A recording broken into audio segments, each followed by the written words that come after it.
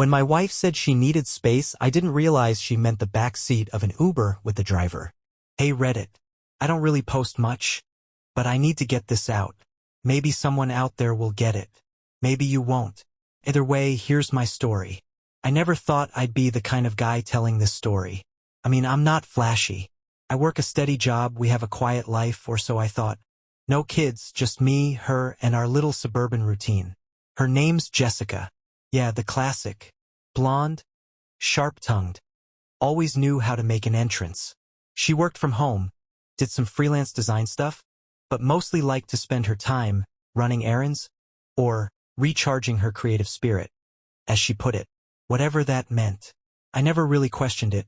She was her own person, and I liked that about her. So a few months ago, she started taking a lot of rides with this Uber driver named Leo. I only know because I started seeing the same name pop up over and over on her phone when she'd order rides. I made a joke about it once. Dang, you and Leo getting pretty close, huh? And she just laughed and said, oh please, he's just the only driver who shows up on time. I didn't think much of it. Why would I? People have favorite baristas, favorite stylists, right? Why not a favorite driver? But then she started dressing a little different before her errands. A bit more perfume, a bit more attitude. She'd get back home giggly, sometimes flushed, claiming the weather was just too hot today. I'm not a suspicious guy by nature. Honestly, I'm the type that likes to give people the benefit of the doubt, even when I shouldn't. So I chalked it up to cabin fever, stress, who knows. I figured she just needed a little space, maybe a vacation. I had no idea how close she already was to taking one. Just not with me. You ever look back at something and realize all the signs were there, plain as day? Like glaring neon lights flashing, wake up, dummy. But you're just out there living your life, trusting, being the supportive husband? That was me. I was asleep at the wheel of my own marriage. See, Jessica started getting real particular about when she needed rides. I'd offer to drive her sometimes, especially if it was raining or late, and every single time she'd say, nah, I don't want to bother you. Leo's already close. Like clockwork. I swear, I still didn't think anything of it. But things escalated. Suddenly she's talking about how nice some drivers are, how they have good music taste, how they're great conversationalists. One night she even said, Leo's actually super smart for someone who drives Uber. That one stuck in my head. For someone who drives Uber. Who says that? I remember laughing it off and going, what's that supposed to mean? She just rolled her eyes and said I was being sensitive. It's funny how they make you feel like you're the crazy one, even when you're starting to ask the right questions. Anyway, about 3 weeks before everything blew up, she stopped coming home on time. Said she was getting coffee with friends or going for a drive to think. Meanwhile, I'm at home cooking dinner like an idiot, wondering if she's okay. Texting her and getting, I'll be back soon sparkling heart. Here's the kicker. Leo started showing up in front of our house more often. I'd hear a car outside, peek through the blinds, and sure enough, it's him. Black Camry, tinted windows, always parked for just long enough to not look suspicious. And still, I said nothing, because love does that to you. It makes you rationalize the irrational. It makes you trust people who, deep down, are already halfway out the door. I didn't find out by snooping. I wasn't even trying to catch her. The universe just decided it was time for me to wake up. And when I tell you how it happened, you're not gonna believe me. So here's the part where my whole world kinda cracked open. It was a Thursday. I remember because I had just gotten off a brutal Zoom meeting at work and decided to surprise Jessica with lunch. Something simple, just her favorite takeout, a chicken panini and those garlic fries she liked to complain about while devouring every single one. I pull into our driveway, and her car isn't there. No big deal. She'd said she was going to the co-op for fresh herbs that morning.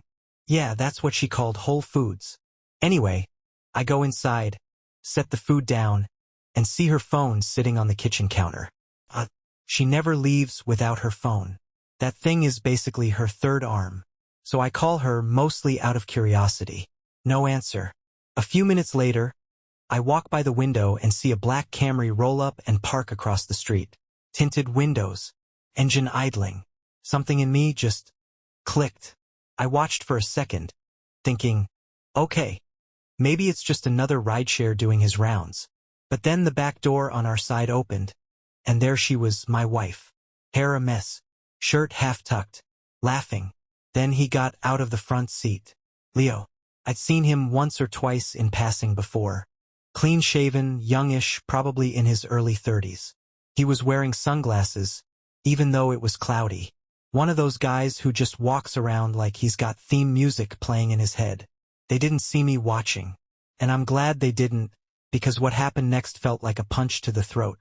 She leaned over and kissed him. Right there. On the sidewalk. Like they were in some romantic movie.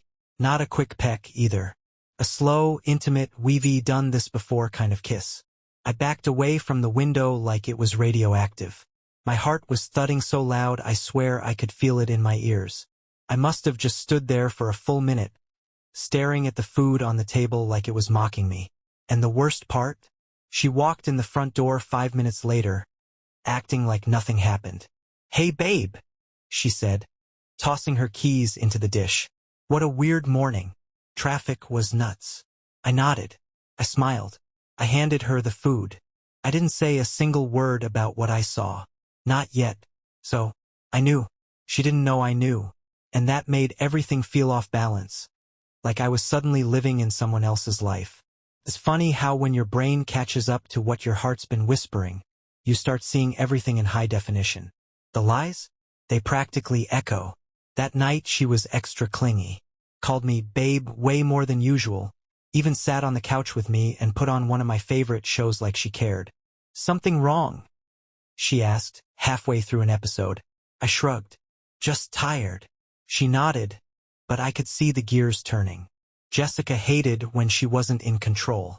And suddenly I wasn't talking much, wasn't asking her about her day or following up on her stories like usual. I was watching her too closely now, and she felt it.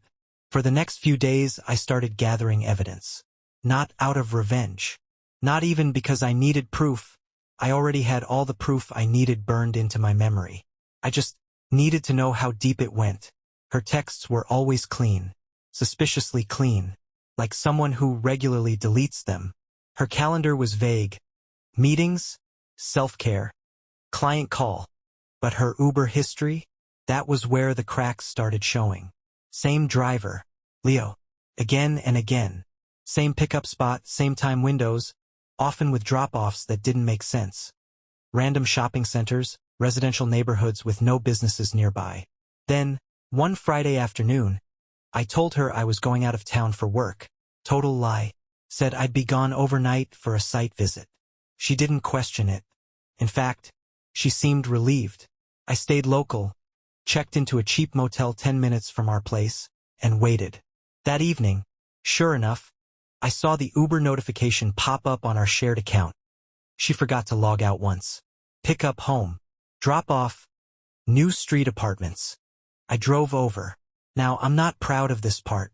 Felt like some low-budget detective in a soap opera, creeping around a quiet apartment complex trying not to be seen. But there it was, Leo's car, parked under a tree, her silhouette inside, for 2 hours. Then they drove off. Together. The only word for it was betrayal, but even that felt too small. It wasn't just that she cheated.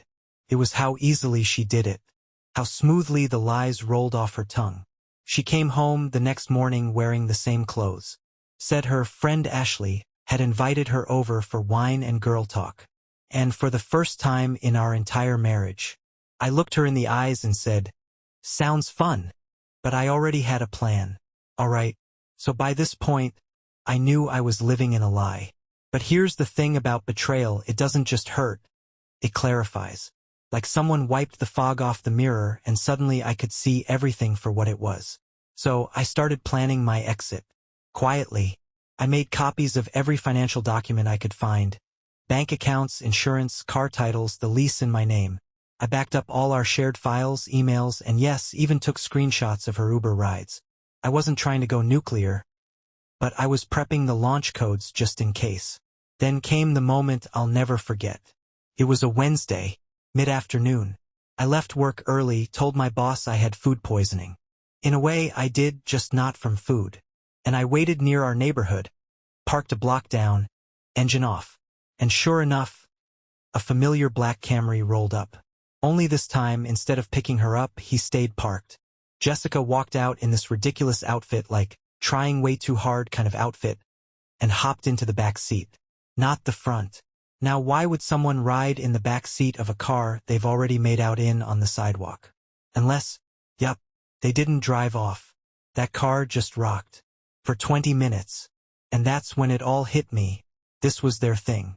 She didn't just cheat on me with the Uber driver.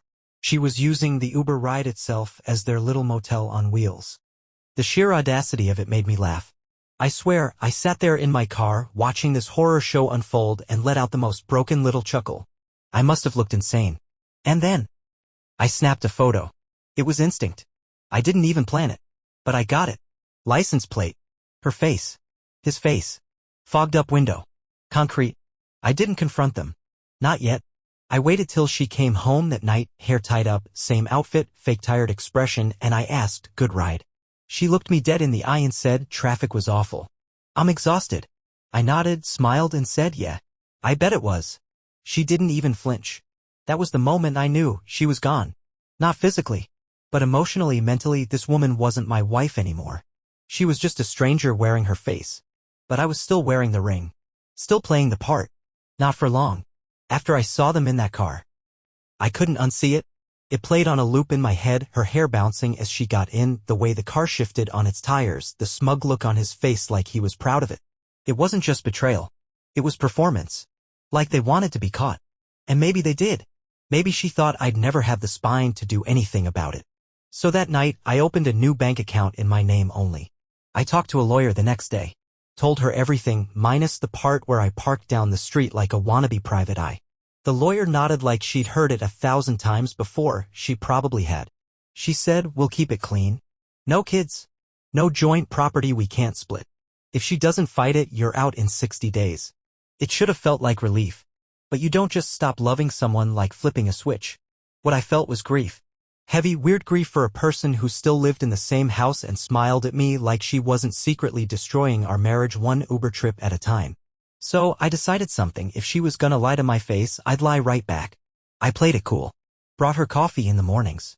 Asked her about her day. I even kissed her on the cheek once, just to see if she'd flinch. She didn't. She was that deep in the lie. But here's where it gets interesting.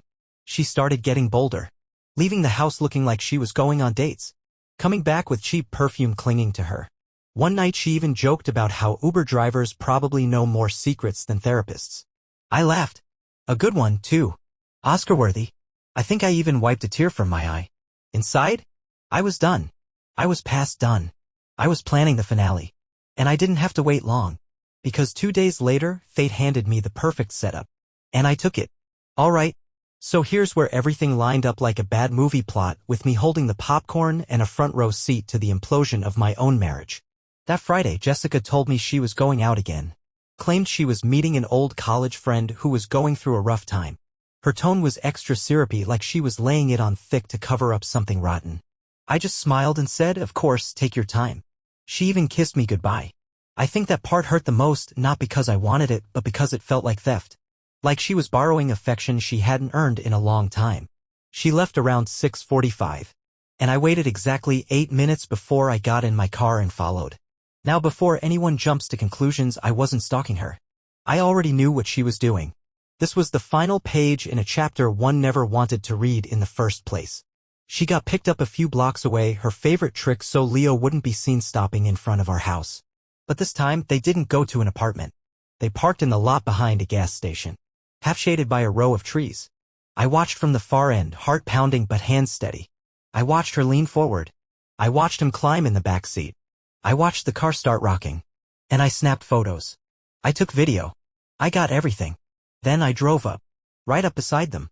I rolled my window down. They didn't notice me at first. The windows were fogged and they were busy. So I honked. Loud. Twice. The movement inside stopped instantly. A hand slammed against the glass. The back door cracked open. Leo's head poked out, confused, hair a mess, shirt unbuttoned. And then he saw me. I didn't yell. I didn't curse. I just gave him the most tired, disappointed nod of my life and said, "Tell her she left her wedding ring on the nightstand." Then I drove off. No drama. No scene. Just truth. And the sound of my dignity dragging itself back into the driver's seat. So, yeah. You'd think after that little stunt catching them mid-affair in the back of a car behind a gas station, no less she'd come home sobbing, or maybe furious, or at the very least embarrassed. Nope. She came home 3 hours later like she had any leg to stand on. I was sitting at the kitchen table, documents in front of me, lawyer's contact info, divorce papers half filled, and one little manila envelope that contained the cherry on top, the photos. The video. She walked in, paused, and the moment our eyes met, her entire face changed. Not fear. Not guilt. Just that smug, condescending smirk she saved for moments when she thought she still had control. "You followed me," she said, voice already rising, like I was the one out of line. "No," I said calmly. "I caught you." "Oh, come on. You're being ridiculous. We weren't even doing anything." I held up the photo. Just one. Her hand on his chest, his shirt open, fog on the window, and her wedding ring visible on her finger. Silence. Then came the storm. She exploded. Screaming. Accusing me of invading her privacy, of being paranoid and controlling. Said I must have wanted this to happen because I was always emotionally distant. I didn't even flinch. I just sat there and said, "Jessica, you've been cheating on me with a rideshare discount romance novel character. The only thing I'm guilty of is trusting you." And then get this, she started crying. Full-on tears. Not out of guilt? Out of anger. "You don't know what it's like being stuck here with someone like you," she said. "Always so boring, so routine. Leo listens. Leo understands me." I stared at her for a second and asked, "Does Leo understand how divorce court works?" That shut her up. I slid the envelope toward her. "Here's everything. The lawyer's name, the papers. I'm not staying in this circus another day." And just like that I walked out. So, I moved out. Just like that. One night she's screaming in our kitchen about how I ruined her emotional connection with some dude who drives a Camry for a living, and the next, I'm tossing a duffel bag in the back of my car and checking into a quiet little extended stay off the highway. The kind of place with vending machines and no questions asked at the front desk. Freedom smelled like stale hallway coffee and Lysol. But it was freedom. Now you'd think she'd take the hint. You'd think after being caught cheating in the back of a car, the hysterics, the tears, the divorce papers on the table, she'd want to, I don't know, lay low for a minute? Nah. The next morning, she called me. Like nothing happened. "Hey," she said, her voice all soft and sunshiny, "just wondering if you're still mad." Still mad. I stared at the phone like it had grown arms and slapped me. Then she said, and I quote, "I feel like we just need to sit down and talk about how both of us contributed to this. Both of us." I didn't even respond. I just ended the call and blocked her number. 2 hours later, she showed up at my hotel. I don't know how she found it, maybe a shared banking alert, maybe she guessed. Either way, she was in the parking lot, still in yesterday's makeup, pacing in flip-flops and ranting on the phone. To Leo. "Yeah, I heard his name. He's being so dramatic, Leo. I told you it's complicated." I stayed inside. Watched through the blinds. She eventually sped off in her car, slamming the door so hard it echoed down the block. But here's the kicker. That night, she posted on Facebook a long, weepy post about endings and growth and how sometimes love just evolves into something else. No mention of cheating. No mention of Leo. Just a blurry black and white photo of a wine glass on the porch and a quote from some random poet about choosing yourself. Her friends? "Ate it up. You're so strong. Proud of you for speaking your truth. Let him go, sis." Let me go? I didn't walk away, I ran. All right, so after the emotional Facebook novella and her public rebranding as some kind of empowered phoenix rising from the ashes of my cruelty, I figured that was it. She'd float off with her new guy, start a fresh life full of gas station hookups and Spotify playlists. But no, Jessica wasn't done. A few days later, I get an email from her. Subject line, "We need to talk," without emotions this time. Inside? A 5-paragraph essay that somehow managed to apologize without apologizing. She admitted mistakes were made, not "I made mistakes, mind you," and said she regrets how things played out as if this was a weather pattern, not a deliberate backseat betrayal. She then had the audacity to propose, get this, that we try a trial separation. Said she needed space to discover who she really is and clarity before making a permanent legal decision. Oh, and she wanted to explore her feelings for Leo in a safe, judgment-free environment. Judgment-free? She wanted me to sit quietly while she test drove her affair like it was a used hatchback. So I did what any sane man would do. I sent her a copy of the signed divorce petition scanned and filed. Subject line, exploration approved. Bon voyage. No response. But what came next? Oh, it wasn't silence. It was chaos. 2 days later, I get a call from a mutual friend, Emily. She's rattled. Says Jessica showed up at her place crying. Said I was trying to financially ruin her. And get this, claimed I forged her signature on the divorce paperwork. Luckily, Emily isn't stupid. She told Jess to leave and immediately called me. I had already filed everything by the book, with her signature, which I witnessed, by the way. But clearly, Jessica was unraveling. And then, just when I thought it couldn't get any messier, Leo called me. Yep, the Uber driver. I'll tell you about that next. So, let's talk about the Leo phone call. It started with an unknown number. I usually let those go to voicemail, but curiosity got the better of me. I picked up, and right away I hear, "Hey man, it's Leo." I didn't say anything at first. I just waited. If he wanted to walk into the lion's den, I was happy to let him speak first. He continued, awkward and weirdly polite. "Look, I didn't know things were like that between you two. She told me you were already separated." Classic. I said, "She also tell you we were finding ourselves while she was climbing into the back seat of your car?" Silence. Then, "Yeah, I figured out pretty quick she might have left some things out." Apparently, things with Jessica were not going well in Fantasyland.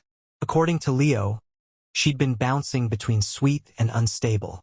Started talking about moving in, wanting to meet his mom, asking if he'd be okay driving less, so they could spend more time together. Keep in mind they'd been a thing for maybe a month. Probably less, if you don't count the in-car make-out phase.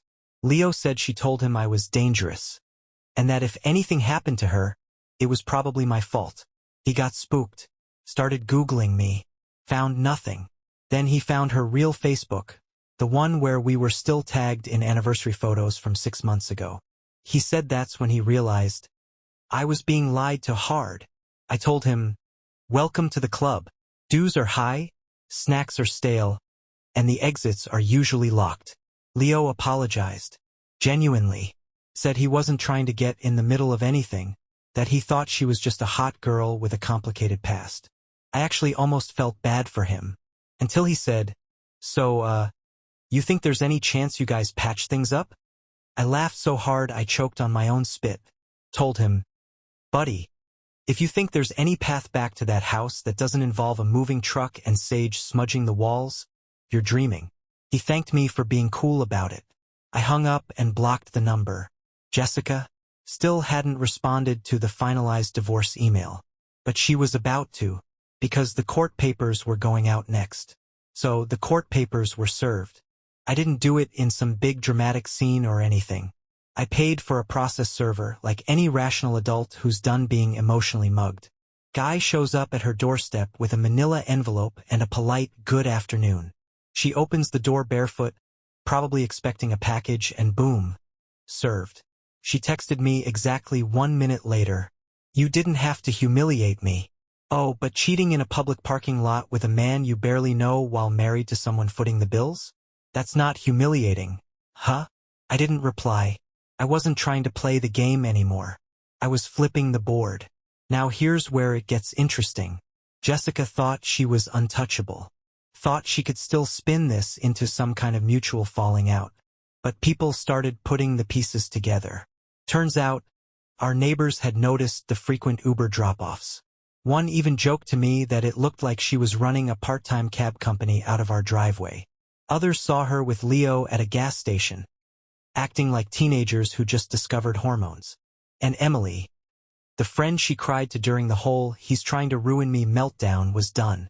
She messaged me privately, apologized for doubting me, and said Jessica had already tried to crash on her couch, then threw a tantrum when she was told no. Apparently, Jessica had been locked out of her own support circle. No more "you go girl" comments. No more "he doesn't deserve you" energy. She went from empowerment posts to passive-aggressive quotes real fast.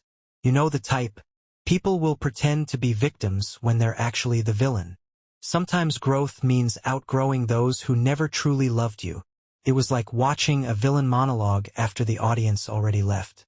Meanwhile, I got a follow-up from my lawyer. She'd received a response from Jessica's counsel, well, technically, some discount legal service Jessica hired through a website that looked like it also sold custom candles. But the message was clear. She didn't want to fight the divorce. She wanted it done. I guess Leo bailed. Or maybe she finally looked around and realized the only thing she had left was an empty house and a Facebook feed full of bad decisions. The day Jessica officially signed the divorce agreement, she texted me. Not to apologize. Not to own up. Just this. You really threw everything away over one mistake. One mistake. Like I forgot the dozen Uber receipts, the fogged-up windows, the fake friend stories, the fact she let herself turn into someone I wouldn't recognize in a crowd, someone who could lie to my face and sleep like a baby after. I stared at her message, thumb hovering over the keyboard. But I didn't respond. At that point, silence said more than anything I could type. It wasn't long before the mutual friends started trickling back. One by one, I got quiet texts like, "Hey man, I'm sorry. I didn't know how bad it got. She told us it was just emotional cheating. You handled it better than most would've." People had started seeing through the glittery girl boss breakup routine. Word got around that Leo dipped out a week after the paperwork showed up. Apparently, reality hit him in the face when she started talking about combining finances and quitting her freelance work to focus on healing. Healing from what? From being caught? Last I heard, she was living in a short-term rental near the airport. Leo blocked her on everything. Her posts dried up. Her healing era turned into quiet mode. Meanwhile, I was breathing again. Not surviving, living. I got a new place. Small, but mine. Clean walls, quiet mornings, no perfume clouds or lies floating through the hall.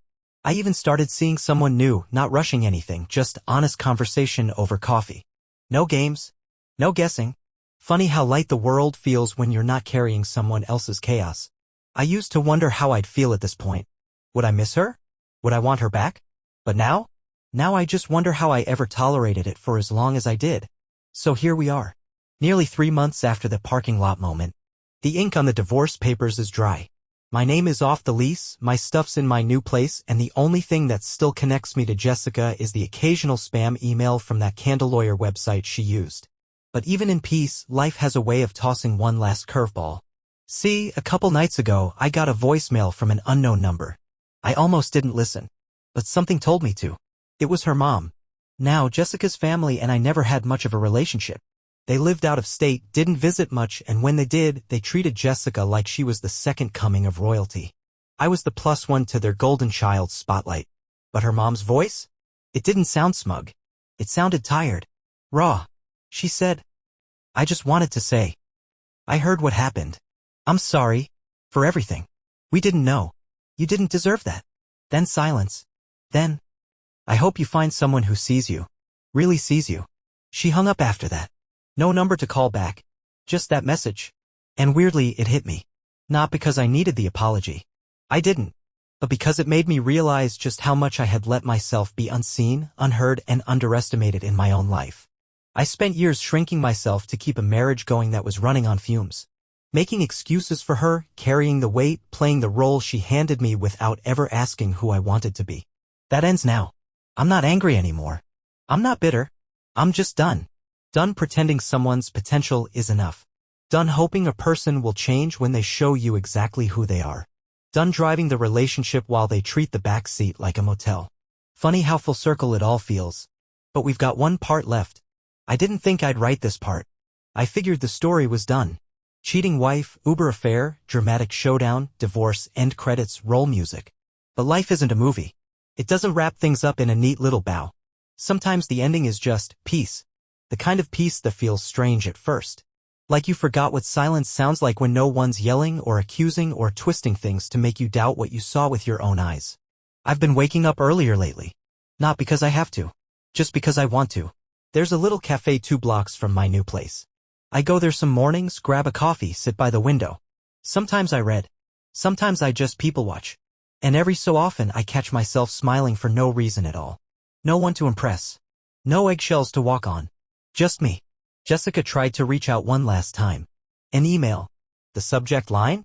Can we be friends? I didn't even open it. I didn't need to. Because here's what I've learned through all this. Forgiveness doesn't mean letting someone back in. Closure doesn't always come from a conversation. And strength? It's not about how loud you clap back. It's about how quietly you rebuild. Brick by brick. No spotlight. No audience. Just a guy who learned to stop chasing someone who wouldn't walk beside him. So, to anyone out there going through something like this, where the betrayal feels like a weight you'll never shake, just know you will. One step at a time, one honest choice after another. I'm not angry anymore. Not at her. Not at Leo. Not even at myself. Because I made it out. And sometimes survival is the mic drop. Thanks for listening, Reddit. I'm out.